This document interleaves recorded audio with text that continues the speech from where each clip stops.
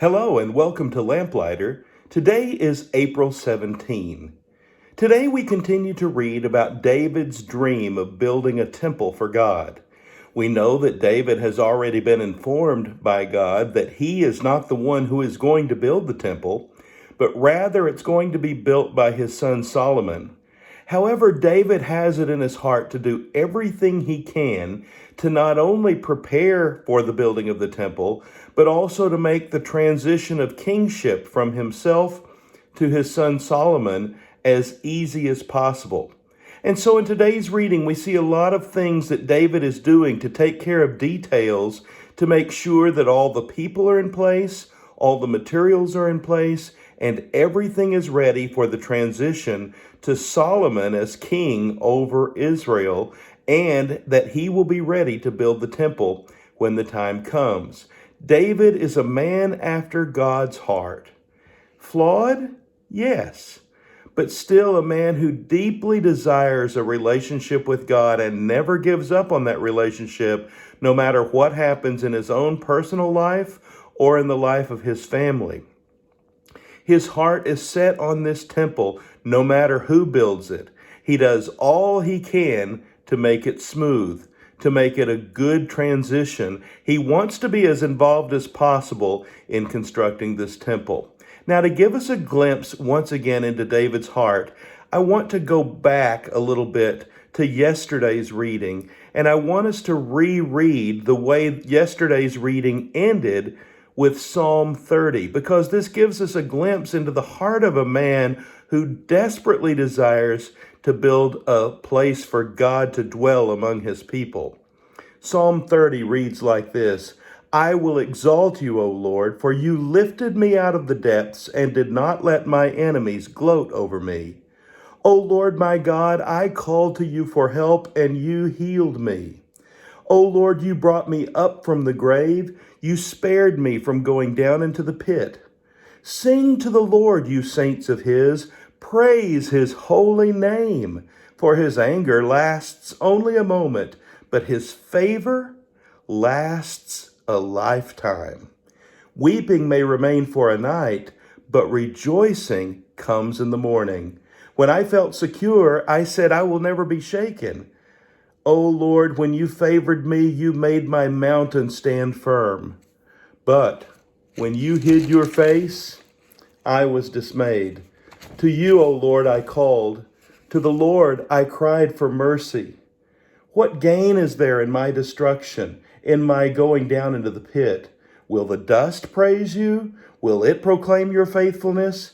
Hear, O Lord, and be merciful to me. O Lord, be my help. You turned my wailing into dancing. You removed my sackcloth and clothed me with joy, that my heart may sing to you and not be silent. O Lord my God, I will give you thanks forever. You can see through this psalm that David has his ups and downs. There have been times where, because of his own sinfulness, he has felt distant from God and he has felt dismayed. But in the end, he sees that God is still faithful. God keeps blessing him. And because God is so faithful, he wants to praise him. His heart is filled with praise for God, and he wants to build this structure where people from everywhere can come together to worship and praise the God of heaven. He is a man after God's heart. David prepares for the physical construction of this temple by acquiring all the materials needed. David takes great pains in today's reading to organize the government officials and the religious leaders. Lots of names are listed. They seem unimportant to us at first glance, but what's happening is David is pulling all the government leaders together, all the spiritual and religious leaders together to make sure everybody is in place and everyone knows his role. David calls all these appointees together for a national convention where he's going to charge each with his responsibility in building and maintaining the temple. And unity among all the parts is so essential. The Levites we see have responsibilities as well, but their responsibilities are changing. No longer are they needed to carry the tabernacle and its articles used in service. Now the Levites are going to be in charge of the courtyards of the temple, the side rooms, the purification of the sacred things, and the performance of other duties. They do have a role to play. And sometimes when we see all these names, we get a little bit bogged down. We say, I can't really pronounce these. Is it really important that I read all this? Well, maybe just as an indication of how important names are, let's think for just a moment. For example, if you were to travel to Washington, D.C. and see the Vietnam War Memorial, and it's a wall stretched for a long distance with one name listed after another, after another, after another, I ask you, do you think those names are important? They may be names we've never heard of, but are those names important? And are they important to their family members who go there to visit and to remember and to pay honor?